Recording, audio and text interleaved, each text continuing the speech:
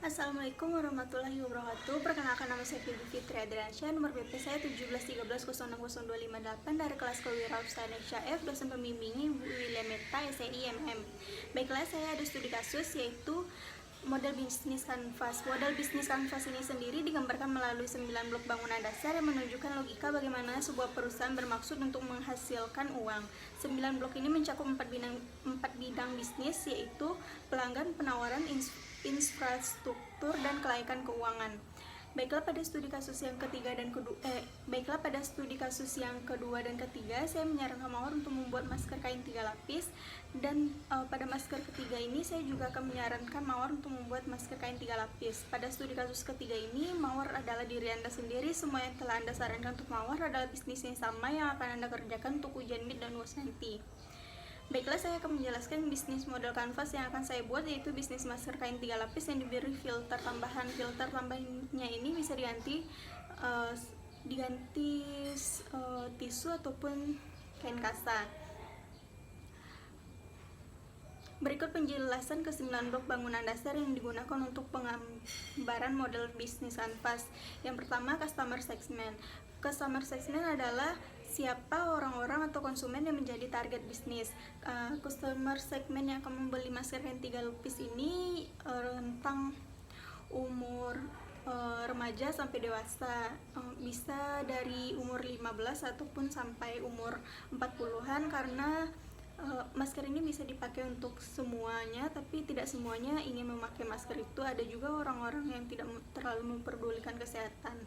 Dan masker ini juga tidak bisa dibeli sama anak-anak karena mereka belum mengerti apa manfaat dari masker tersebut. Jadi mungkin ya yang akan membeli orang tuanya ataupun kakak-kakaknya. Dan orang tua yang lansia pun juga tidak bisa membeli masker karena dia lebih baik istirahat di rumah daripada keluar rumah untuk membeli masker. Jadi dia akan minta tolong sama orang yang bisa membeli masker, seperti anaknya atau cucunya. Yang kedua yaitu value proposition, yaitu manfaat yang ditawarkan organisasi kepada segmen pasar yang dilayani. Masker kain 3 lapis adalah produk yang sangat bermanfaat bagi masyarakat, apalagi di saat pandemi COVID-19 ini. Masker kain 3 lapis yang saya jual dilengkapi dengan filter tambahan dan filter pengganti. Penggantinya yaitu tisu ataupun kain kasa. Masker kain 3 lapis yang saya jual ini tidak tipis, tetapi dia sedikit tebal dan bukan yang abal-abal, jadi ini sangat aman dipakai oleh masyarakat di saat pandemi COVID-19 ini. Yang ketiga, channel adalah jalur antara perusahaan dengan customer. Bagaimana delivery dari value yang diberikan akan mampu mencapai customer dengan baik. Masker kain 3 lapis ini akan saya pasarkan secara modern dan tradisional. Secara modernnya akan saya pasarkan melalui media sosial seperti Instagram, Facebook, dan media chattingannya yaitu WhatsApp, dan melalui e-commerce seperti Shopee aja. Nah, lalu secara tradisionalnya saya akan meletakkan masker kain 3 lapis itu di toko-toko yang akan menerimanya, karena tidak semua toko ingin menjual masker. Jadi saya akan melihat dulu toko-toko mana yang akan mau diletakkan masker kain 3 lapis ini, dan saya juga akan menjualnya di pekarangan rumah saya. Yang keempat, customer relationship, yaitu cara penjual menjalin ikatan dengan pelanggannya. Masker kain 3 lapis akan bekerja sama dengan para reseller yang ingin bergabung dan juga memberikan free 1 masker kain kepada orang-orang yang membeli masker itu secara banyak. Yang kelima, revenue stream merupakan komponen yang dianggap paling vital. Pada komponen ini membahas mengenai dari mana dan bagaimana aliran masuk, yaitu pendapatannya. Untuk menghasilkan revenue dari setiap customer segment, saya menjual masker kain 3 lapis dalam situasi pandemi COVID-19. Tentu saja masker ini sangat bermanfaat bagi masyarakat yang membutuhkan masker ini dan memerlukan masker ini, dan bagi masyarakat yang tidak menemukan masker kain 3 lapis dengan harga normal.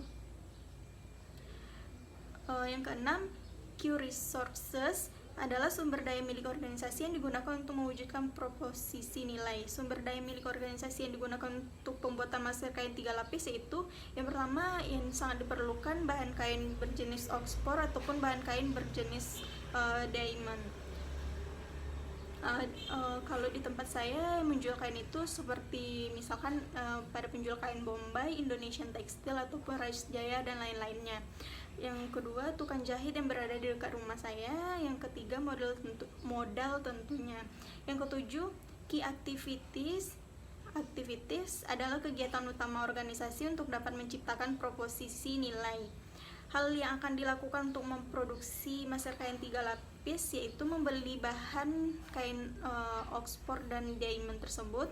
Kemudian kain tersebut akan dijahit oleh penjahit yang berada di dekat rumah saya. Dan setelah dijahit akan dilakukan packingan. Setelah dilakukan packingan, barang akan dikirim kepada pembeli-pembeli yang berada di luar kota. Yang kedelapan, key partnership merupakan sumber daya yang diperlukan untuk organisasi untuk mewujudkan proposisi nilai, tetapi tidak dimiliki oleh organisasi tersebut.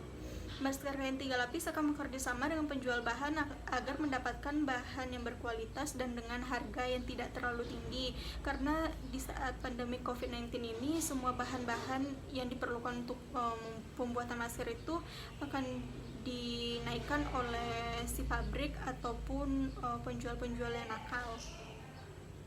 Yang kesembilan, cost struktur adalah komposisi biaya untuk mengoperasi organisasi mewujudkan proposisi nilai yang diberikan kepada pelanggan. Biaya yang dibutuhkan untuk mengoperasikan bisnis masker kain 3 lapis ini yaitu yang pertama seperti yang sudah dijelaskan tadi, bahan kain Oxford dan bahan kain diamond serta karet pengikat masker tersebut. Yang kedua, proses produksi masker kain 3 lapis yang untuk dijahit, selanjutnya biaya packing, selanjutnya biaya pemasaran. Baiklah, sekian dari saya. Assalamualaikum warahmatullahi wabarakatuh.